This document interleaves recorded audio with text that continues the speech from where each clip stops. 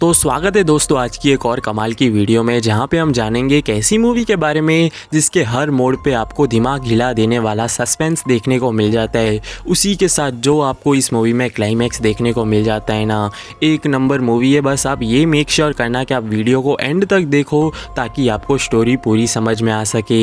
हम आज की वीडियो में एक्सप्लेन करेंगे लेवल क्रॉस मूवी को, तो जल्दी से वीडियो को करते हैं शुरू। सो इस मूवी की कहानी शुरू होती है रघु नाम के बंदे से। रघु एक ऐसा बंदा है जो कि रेलवे के फाटक पे काम करता है, जहाँ पे उसको सिर्फ हरी और लाल झंडी एक ट्रेन को दिखानी होती है। हरी झंडी माने के आगे बिल्कुल ही रास्ता साफ है, आप जा सकते हो। लाल झंडी माने के कुछ ना कुछ गड़बड़ है, आगे आपको रुकना पड़ेगा। लेकिन रघु जहाँ पे काम करता है वो एक ऐसा बीहड़ रेगिस्तान है जहाँ पे सिर्फ एक ही फाटक है और वहाँ पे रघु ही रहता है। उसके आसपास कुछ भी नहीं है, पूरा ही रेगिस्तान है। इसी के साथ रघु एक अपने गधे के साथ रहता है। उसके पास और कोई भी बातचीत करने के लिए नहीं है, वो सिर्फ अपने गधे से ही थोड़ी बहुत बातचीत कर लेता है। साथ ही में बाजू में ही एक छोटा सा गांव भी है जहाँ पे कोई भी व्यक्ति नहीं रहते, वहाँ पे सिर्फ एक कुआं है। रघु वहाँ पे जाता है, थोड़ा बहुत पानी निकाल लेता है। साथ ही में वो आलू टमाटर जैसी खेती खुद ही कर लेता है ताकि वो खाना भी ले सके। लेकिन कहते हैं ना, इंसान को अकेलापन खा ही जाता है। ऐसा ही कुछ रघु के साथ भी देखने को मिल जाता है। ऐसे ही दूसरे दिन रघु उठता है और वो अपने काम पे लग जाता है, यानी कि लाल और हरी झंडी दिखाने के काम पे ट्रेन को। वहीं पे वो क्या देखता है कि एक ट्रेन जब जा रही होती है, उसके बाद जाने के एक लड़की उससे नीचे गिर जाती है। अब वो लड़की का नाम होता है चैताली। वो खुद वहाँ से कूदी, किसी ने उसको धक्का दिया, ये कुछ भी हमें फिल्म में तब नहीं बताया जाता। वो वहाँ पे जाता है और सबसे पहले तो वो चैताली की सांस को चेक करता है कि वो जिंदा है कि मर चुकी है। भाग्य से चैताली जिंदा होती है और उसकी सांसें भी चल रही होती है। रघु उसको उठा के अपने घर पे लेके आता है। जैसे ही वो उसको अपने घर पे लेके आता है, कुछ देर बाद चैताली उठ जाती है। वो रघु से पूछने लगती है कि मैं यहाँ पे कैसे आई और मुझे यहाँ पे कौन लेके आया। मेरे पति फिलिप मेरी ट्रेन में इंतज़ार कर रहे होंगे, मुझे वापस जाना होगा। ऐसे ही चैताली घर के बाहर निकल आती है। चैताली जैसे ही घर से बाहर निकलती है, वो देखती है कि चारों बाजू सिर्फ रेगिस्तान है। वो रघु के घर से जाती है और बाहर ऐसे ही रेगिस्तान में भागना शुरू कर देती है। थोड़ी देर बाद तो वो भी थक जाती है और रघु भी उसको घर पे वापस लेके आता है, ये बोल के कि ये कोई भी रास्ता नहीं है, ऐसे तो तुम मर जाओगी, तुम ऐसे कहीं भी नहीं पहुंच पाओगी। वापस से वो उसको घर पे लेके आता है। चैताली को वो बेड वगैरह लगा के देता है। चैताली भी थोड़ी सी डरी हुई होती है। लेकिन रात को सोने का समय हो जाता है, तब रघु अपने गधे से बात करना शुरू कर देता है। तभी चैताली भी कुछ आवाज़ें सुनती है और वो बाहर आती है। वो रघु को देखती है कि वो तो अकेले में ही बातें कर रहा है, उसका गधा वगैरह कुछ भी वहाँ पे नहीं है। रघु चैताली को देख के कहता है कि हाँ, घबराओ मत, मैं अकेले में ही ऐसे बातें करता रहता हूँ। और भाई रुको, ऐसे और भी बहुत सारे ट्विस्ट आपको देखने को मिलते रहेंगे। इसके बाद सुबह होती है और चैताली कहती है कि मैं घर कैसे जाऊंगी, कुछ फ़ोन वगैरह तो होगा। तभी रघु कहता है कि मेरे पास एक फ़ोन है जो कि दूसरे स्टेशन से मुझे फ़ोन करते हैं अगर ट्रेन आने वाली होती है तब। अगर फ़ोन आया तो मैं तुम्हारी बात करवा दूंगा और तुम्हें लेने वो लोग आ जाएंगे। तभी फ़ोन बजता है और रघु कहता है कि देखो चैताली, तुम्हारी किस्मत कितनी अच्छी है, फ़ोन भी बजने लगा। अब फ़ोन बजता है, वो चैताली के बारे में सामने वाले को बताए उससे पहले ही चैताली फ़ोन को कट कर देती है। और वापस से एक ट्विस्ट देखने को मिल जाता है कि चैताली कहती है कि मुझे किसी ने भी धक्का नहीं दिया था, मैं अपने आप से ही कूदी हूँ ट्रेन से, क्योंकि मुझे मेरे पति फिलिप से डर लगता है, वो मुझे मार देगा। पहले मुझे रघु तुम पे भरोसा नहीं था, लेकिन अब भरोसा होने लगा है, मैं तुम्हें अपनी कहानी बताती हूँ। ऐसे ही चैताली रघु को अपनी कहानी सुनाती है और कहती है कि मैं एक साइकेट्रिस्ट थी। मेरे पास फिलिप पहली बार आया था जब उसकी पत्नी मर जाती है और वो पूरा ही डिप्रेशन में होता है। मैंने काफ़ी अच्छी तरीके से उसको ट्रीट किया और हम दोनों काफ़ी बार एक दूसरे से मिले भी, और ये मिलने में हमें कब प्यार होगा मुझे पता भी नहीं चला। ऐसे ही बहुत दिनों तक हमारे बीच में बातचीत होती भी रही और हमारे दोनों के बीच में काफ़ी अच्छी केमिस्ट्री भी थी। एक दिन फिलिप मेरे पास आता है और कहता भी है कि क्या हम दोनों को शादी करनी चाहिए, और मैंने बिल्कुल ही देर नहीं की और मैंने भी उसको हाँ कर दिया। और ऐसे ही फिलिप मेरा पति बन गया। कुछ दिनों तक तो चीज़ें काफ़ी सही चल रही थी, लेकिन उसके बाद फिलिप ने अपना असली रंग दिखाना शुरू कर दिया। उसने शराब और नशे करना स्टार्ट कर दिया और पहली पत्नी की तरह ही वो मुझे भी बहुत ही ज़्यादा मारने लगा। और एक दिन तो उसका काला सच भी सामने आ गया कि उसकी पहली पत्नी को फिलिप ने ही खुद मारा था। ये सब सुन के मैं काफ़ी ज़्यादा हैरान हो चुकी थी, और जब ट्रेन में मुझे ये सब चीज़ें वापस सूझ रही थी तो मैं वहाँ से कूदी गई। ये मेरी कहानी थी। रघु भी ये चीज़ सुन के अंदर से हिल गया और कहता है कि तुम्हारी कहानी बहुत ही दर्दनाक है, और इसी उसी के बाद दूसरा सीन आ जाता है। दूसरे सीन में चैताली रघु को कहती है कि मुझे नहाना है, क्या तुम पानी लेके आए हो? रघु कहता है कि मैं सुबह को पानी लेके आया था, तुम चाहो तो उस पानी से नहा सकती हो। इसी के बाद रघु जाता है और अपने कुछ अच्छे कपड़े निकालता है चैताली के लिए। वो भी बहुत दिनों के बाद किसी इंसान को देख रहा था, वो भी चैताली को अच्छे कपड़े निकाल के दे देता है। चैताली के पास आता है और वो उससे कहता है कि देखो ना, इंसान भी कितने अजीब होते हैं, तुम्हारी लाइफ इतनी डिफरेंट है और मेरी भी कितनी डिफरेंट है। वहीं पे चैताली भी उससे पूछ लेती है कि रघु तुम्हारी फैमिली में क्या कोई भी नहीं है? वो कहता है कि पहले मेरी एक माँ थी, मरने से पहले उसने कहा था कि बेटा शादी कर लो वरना ऐसे ही अकेले रह जाओगे।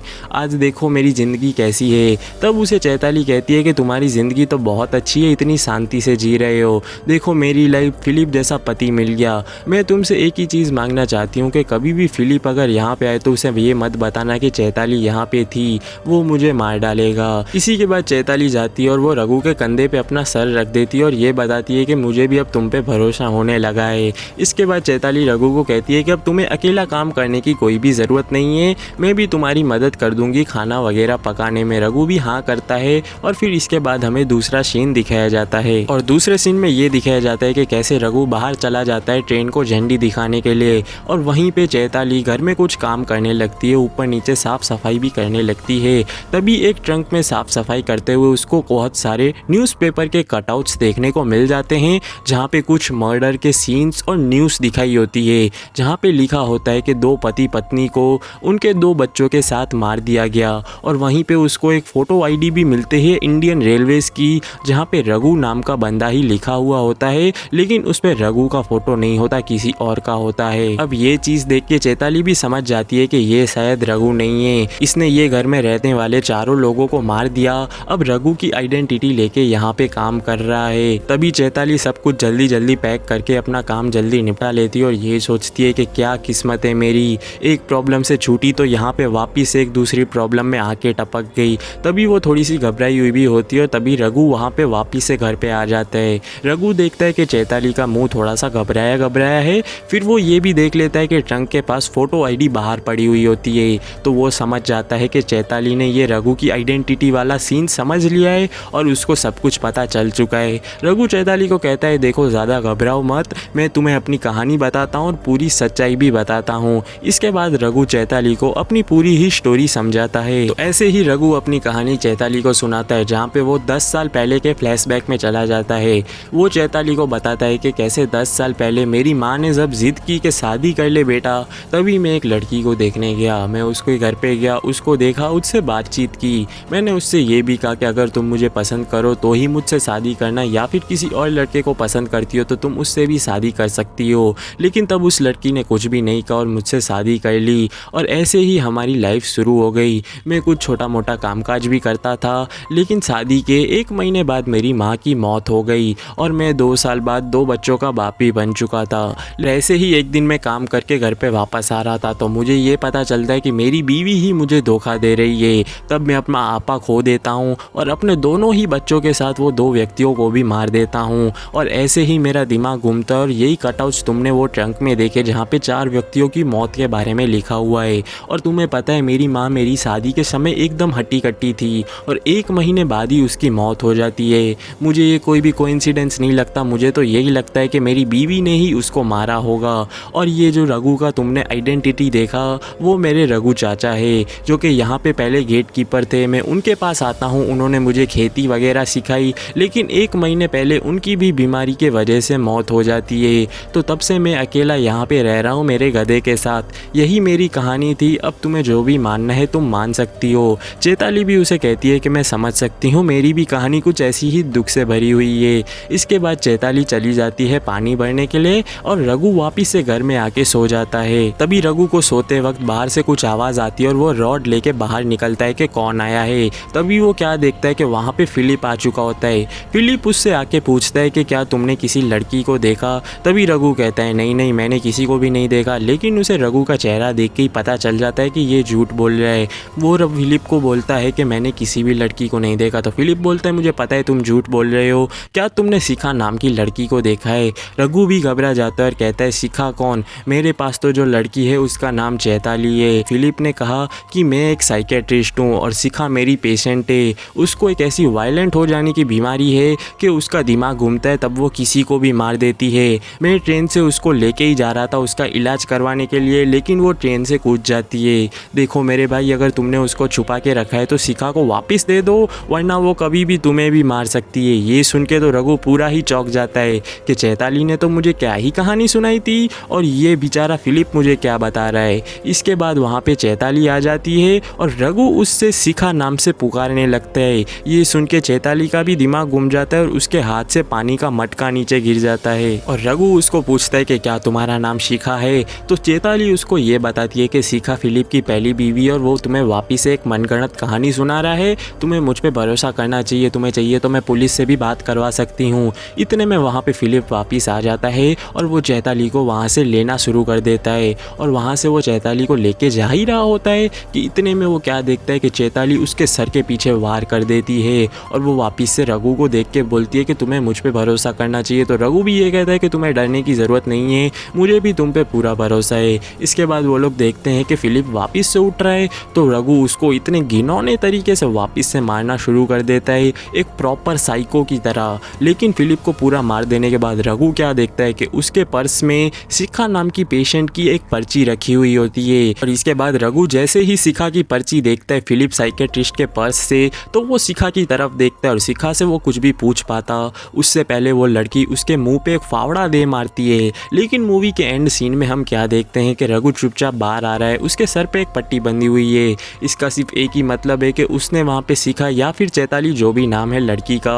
उसको भी साथ में मार दिया।